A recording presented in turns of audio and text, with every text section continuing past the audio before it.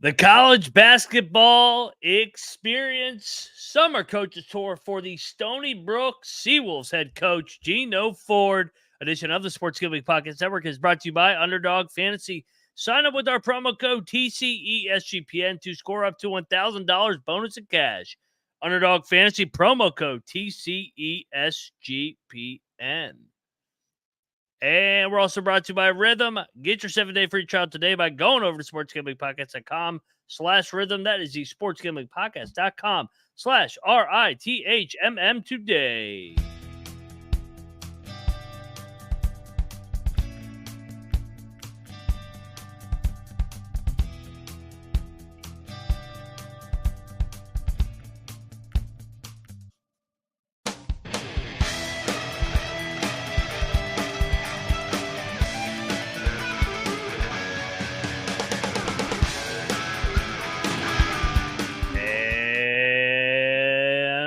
Welcome, everybody, into the college basketball experience summer coaches tour, fall coaches tour. I don't even know what season it is, but we are going to be welcomed by the head coach of the Stony Brook Seawolves, Coach Geno Ford. Really enjoyed our discussion. We talked about the great run that they were able to go on last year, looked ahead to the upcoming season, and much more. But first off, I am Moneyline Mac, aka the former video coordinator for Bob Huggins and Frank Martin.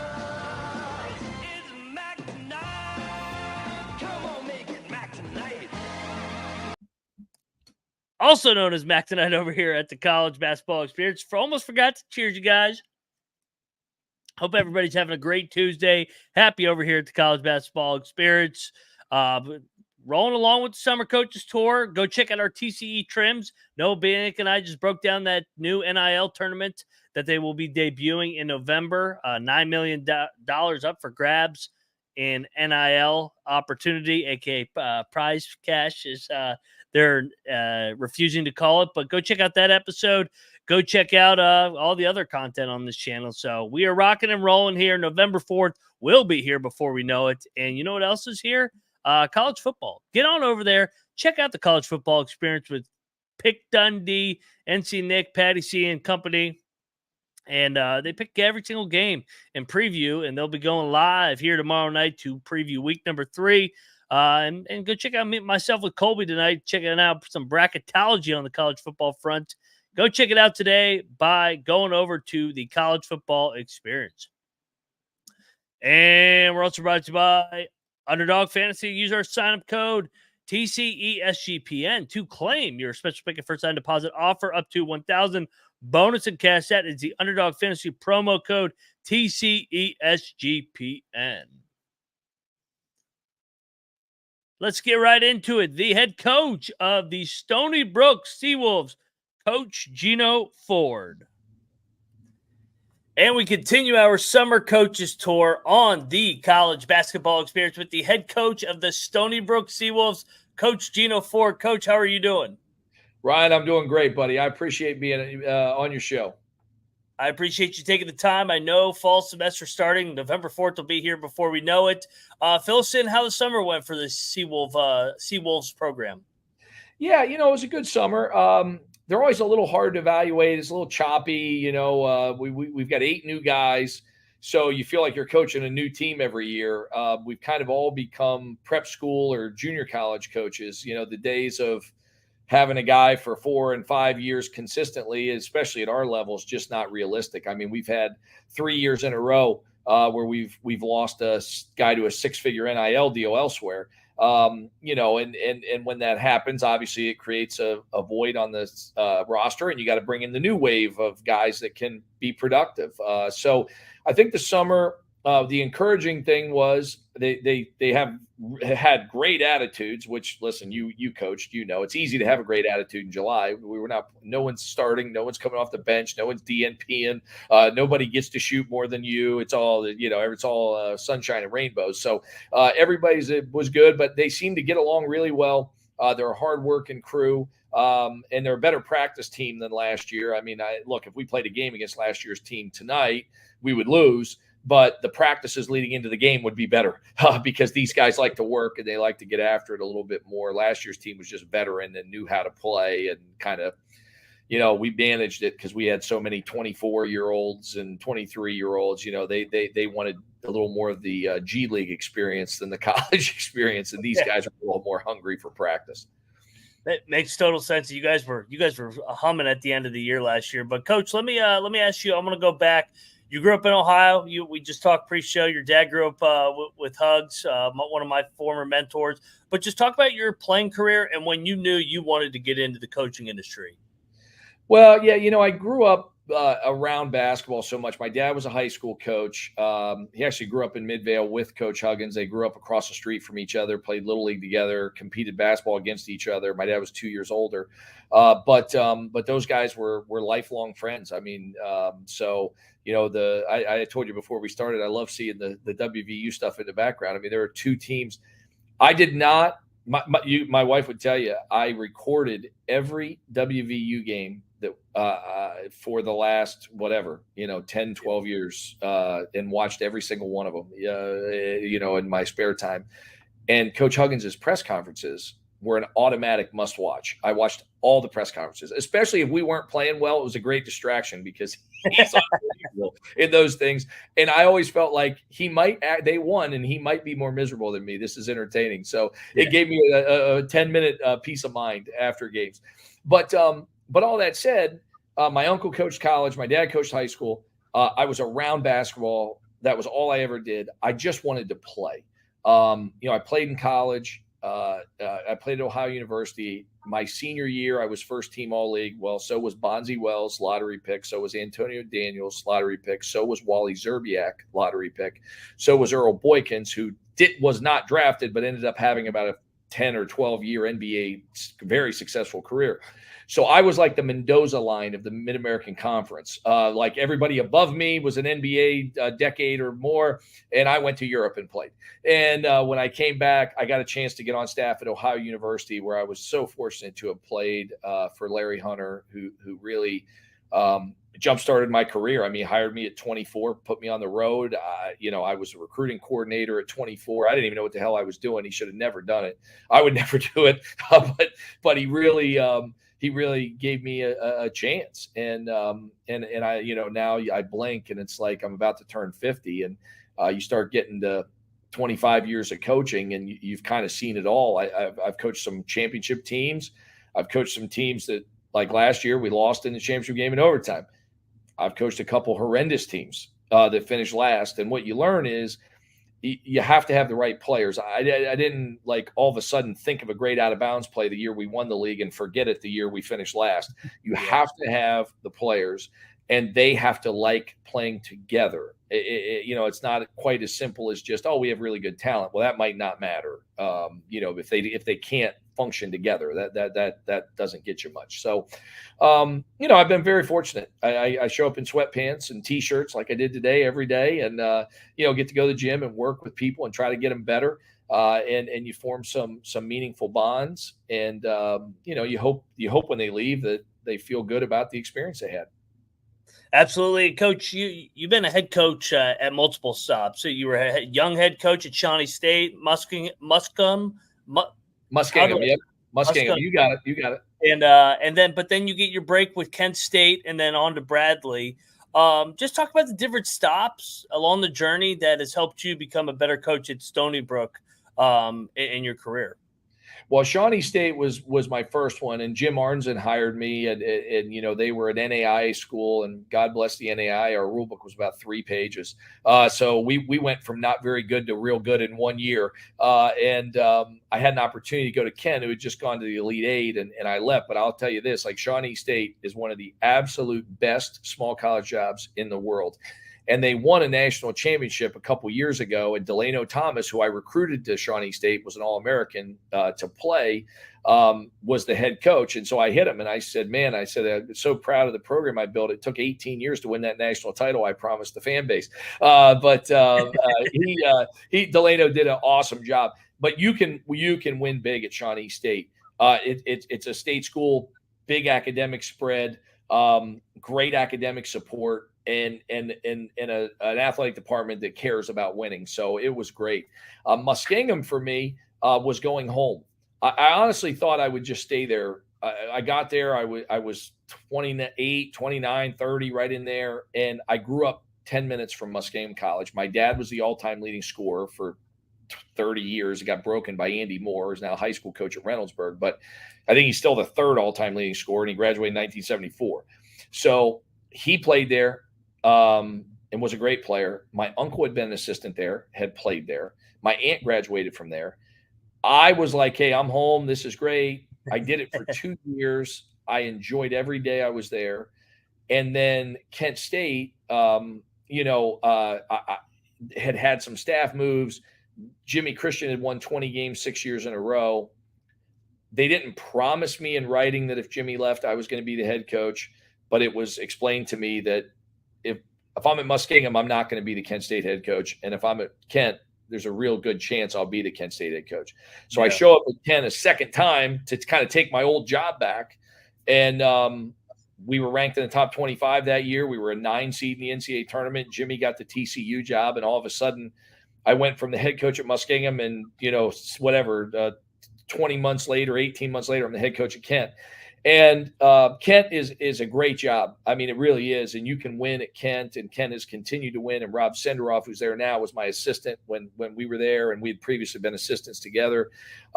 They've got tradition, and Gary Waters got winning, and then Jimmy really Stan Heath took him to the Elite Eight, and then Jimmy, just expanded a level of dominance in the MAC that was never seen again. I mean, he's still the all-time winning coach in the Mid-American Conference, Jimmy Christian. You talk about underappreciated winners. I mean, because he went to Ohio for 2 years, and his record, go look up Jimmy Christian's league record in the MAC. It's unbelievable. He wins the regular season every year. Won the tournament championship 3 times. And I was really blessed to work for Jimmy, and we were able to keep a lot of that. I let Rob kind of handle the offense, and he kind of did what he had done with Jimmy, and I really stayed out of it and just let him do the offense. I kind of coached the defense, and we won 2 championships, and then I had a chance to go to Bradley, and it was a great experience. The league was unbelievably good. Wichita State was ranked number 1 in the country. You got Northern Iowa made multiple Sweet 16s. You got Southern Illinois made multiple Sweet 16s. You have Creighton that had Doug McDermott, National Player of the Year. You just kept running into we went 7-11, and 6 of the losses were to Wichita, Northern Iowa, and Creighton.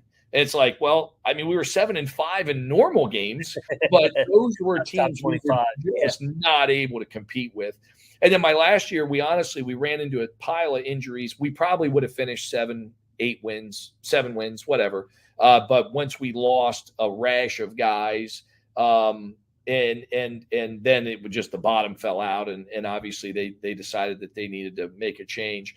And I went and did television for ESPN, and then I came here as an assistant for Jeff Bowles, who my youngest son's middle name is Jeffrey, after Jeff Bowles, was in his wedding. I would give Jeff Bowles a kidney if he asked. Now, I'll be honest.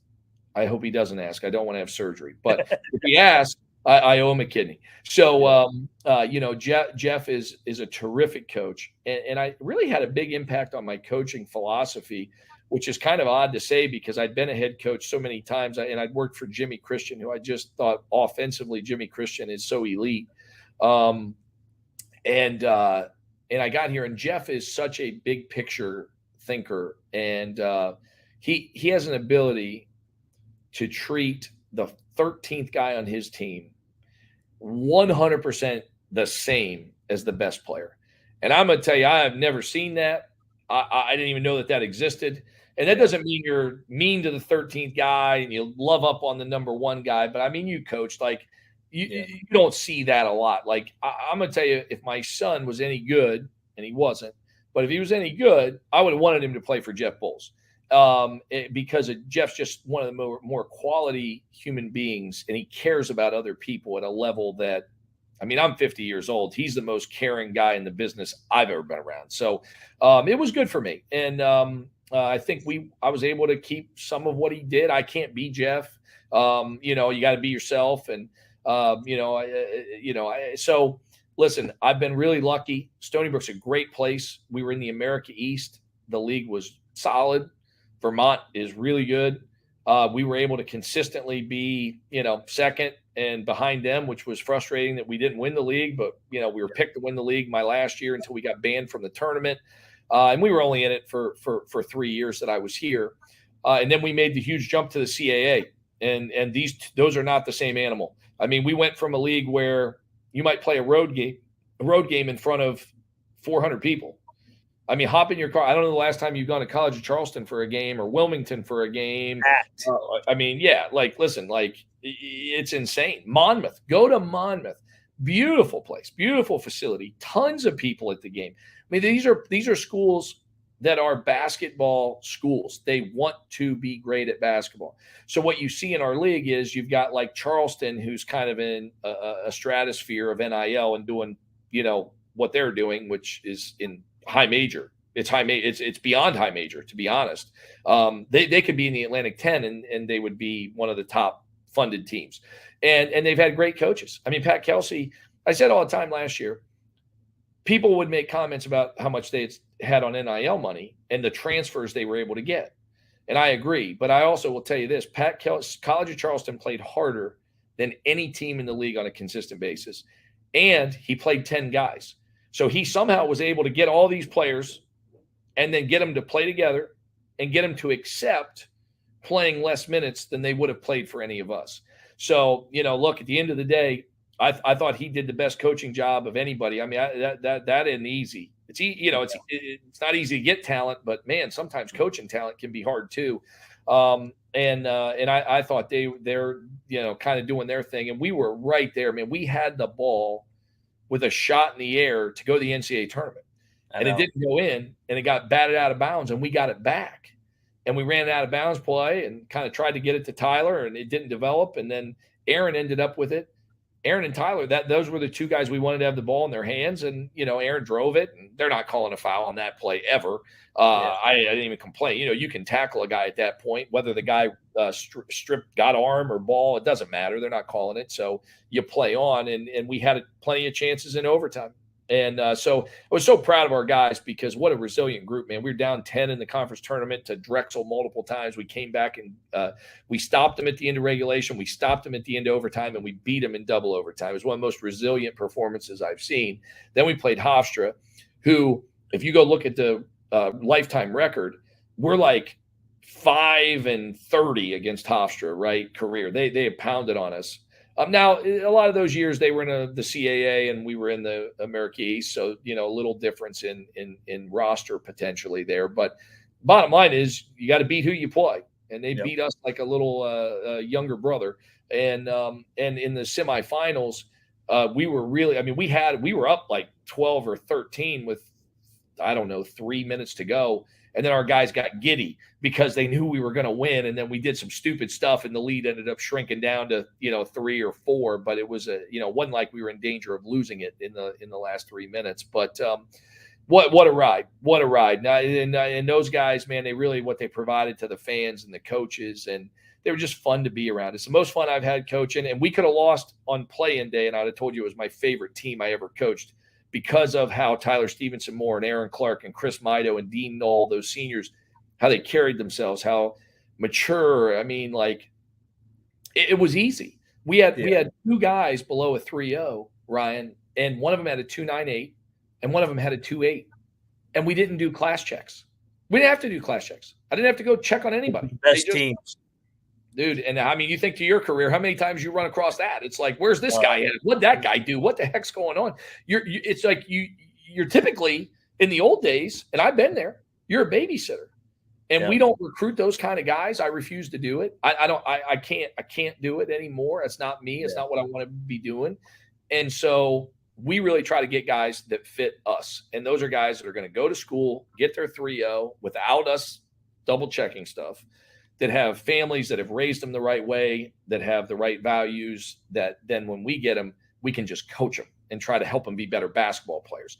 And, we try to help them grow off the floor. But, man, some of the guys in our locker room, Joe Octave was in the Air Force Academy for 3 years.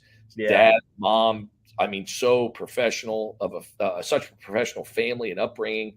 I mean, what am I? I'm not going to make him a better man. I mean, he's already a man. He's a great man. So, like, I got to help him be a better basketball player and help him, guide through. They're still young, but you try to be a mentor for him. But he Joe Octave's got it figured out. So, and we've got multiple guys that I feel that about.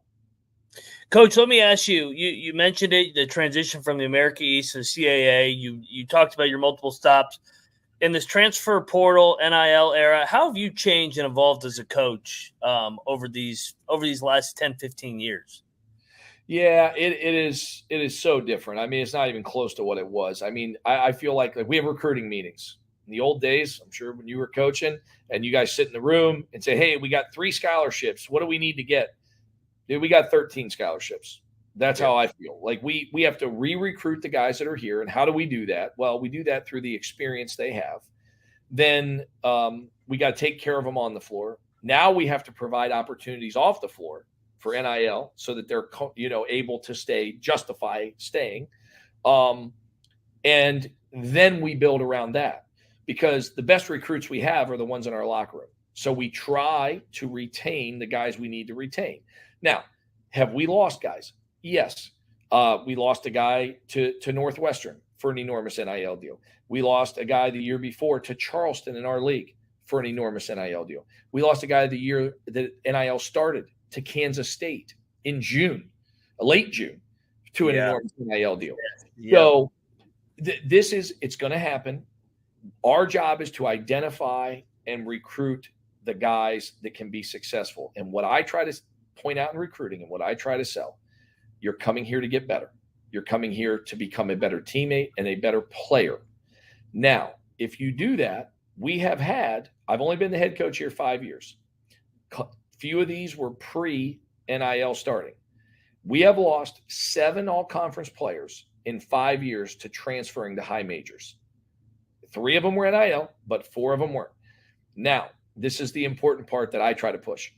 Of those 7 guys, I can start running through their offers when they chose to come here. These are guys that picked between, and no disrespect, I won't even say the schools. They're guys that picked low major or Stony Brook. Yep. One guy had picked Stony Brook over air. He had nothing.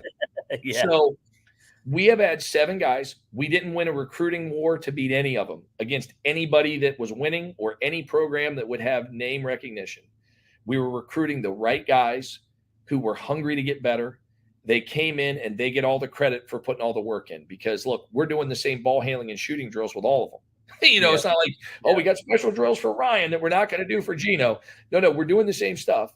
But the kids that have upside and potential and are hungry tend to get better than the guys that don't. And so we've had success developing players. That's the best thing we've done here. Now, along the way, we won 20 games multiple times. We competed in the championship game against a team that was coming off a top 25 and all these kind of things. So we're winning. We didn't win a championship, and that stings and that kills me, because the guys we had, I never had a group of guys that deserved a championship. I mean, those guys were champions in every way. So for them not to get to cut the nets down is gut wrenching. But the reality is the player development, the type of people we have in the program, that's what we're selling. And that's why we've continued to get, Joe Octave out of the portal, Ben White out of the portal, 3 junior college transfers. 2 of them are ranked in the top 40. The one that wasn't ranked in the top 40 signed at Arizona State and decommitted. Like, we're getting guys because they're seeing what success other guys have had here. And we just have to keep doing what we're doing. So I don't focus on the negative of NIL. I don't focus on the portal. If you come here and you light it up and you have an unbelievable opportunity, we'll drive you to the airport and high five you. Now, like, that's kind of, where it is, because you can fight it, but it's not stopping. You ain't gonna win. Yeah. So, Coach, love every second of that, every detail, and you guys did an unbelievable job last year, getting better and better, and we're right there. I want to leave you with one last question. I know you got to get back to work and coach up your team here as we get closer to the start of the season. Year 6 of the Geno Ford era at Stony Brook. What's your message to all the Seawolves fans that will watch this show? Well, first off, we appreciate their support. Secondly, bring a friend. We need as many people in the building as we can get. And we live in a great area where people are big sports fans. and we compete constantly against the Knicks, the Nets, the Rangers, the Islanders. So much to do in New York, and it's such a great place. So to the people we have, we're going to battle our butts off. The kids we got, you can be proud of. And I think when you turn the TV on, I can't promise you the score. I can't promise that the guy who just shot is going to make it or miss it. What I can promise you is 95% chance he's a 3.0 student who socially acts the right way, who's working as absolute hard as he can, and he's wearing Stony Brook across his chest, and you can wear your shirt with pride and knowing that you got the right people wearing the jerseys. Now, we got to make enough shots to justify, because this isn't Little League where everyone gets a trophy and we tell them what a nice job they did trying, and boy, we really appreciate your attempt. You got to win. So we understand that, but I take great pride in the guys that are in that locker room, because we thoroughly are so conscious of who we bring in our program, and we want the guys in our program to be around other great people that they feel good about experiencing this with. So, Ryan, I super appreciate it, man. Stony Brook's number one, and then we need the Mountaineers to have a big year. Absolutely. And I live in CAA country in Richmond, so I'll definitely be at a Stony Brook game this year. Coach Ford, thank you for stopping by the College Basketball Experience. Best of luck this season, and look forward to having you on again. Thanks, Ryan. Appreciate you, brother. Thanks, Coach. Go Mountaineers. Coach Ford of the Stony Brook Seawolves, and he's a Mountaineer fan, baby. He's great, man. He's tons of energy. They were playing their asses off down the stretch. I mean, what they were able to do in the CAA tournament took Charleston right there to get to the dance. Year 7, can't wait. And I appreciate all you I saw some interaction on Twitter, X, whatever we call it nowadays, with the Stony Brook fans. We're here every night of the College Basketball Experience. So every single night of the college basketball season over here at the College Basketball Experience. And sneak peek, I'm not going to announce which media days I'm going to yet, but we are working on a couple attending media days this year. So the CAA, of course, is right in my backyard, and definitely have that one circled if we can make it work out with the CAA. So hopefully that can happen, and many other of these other leagues that we've had plenty of coaches on. So like I said, man, Noah and I just got done breaking down that NIL tournament. We are ramping up this coverage over here at the College Basketball Experience. November 4th is less than 60 days. Can't wait. Appreciate Coach Ford joining the College Basketball Experience. Can't wait for Stony Brook basketball. Got that thing going in the right direction. They recruit the right guys. They run their program the right way. And he's just a great guy and an easy guy to pull for. So, real quick, we got to pay the bills on the way out. And Stony Brook fans, if you love building a model, well, get on over there to Rhythm. You can organize your model however you want it with the stats that favor your Seawolves. Get on over there, claim your 7-day free trial today by going over to sportsgamblingpodcast.com/rhythm. That is the sportsgamblingpodcast.com/RITHMM. Back over here at the College Basketball Experience. Shout out to the chat. You guys have been great today. We'll be back here in a couple hours. Me and Colby breaking down bracketology for college football. The pick show is tomorrow, so make sure you got that circled on your calendar. Noah and I will be doing TCE trims each and every day, breaking down the latest news of the offseason. We're going to coming to you live every single weekday of the offseason. It hasn't been off season all season long, all year long over here at the College Basketball Experience, but the off season in terms of when they're playing games. And we will continue our coaches tour as well. So next up tomorrow, checking the schedule, we got Adam Fisher of the Temple Owls. And then on Thursday, we got Coach Ragland of the Evansville Aces. And hey, man, we're not stopping. We appreciate Coach Ford. Can't wait for the CAA. And I'm fired up. November 4th is coming. This has been another edition of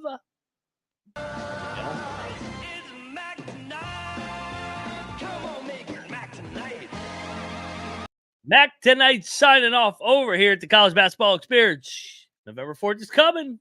You better start thinking about yours. And we are out of here.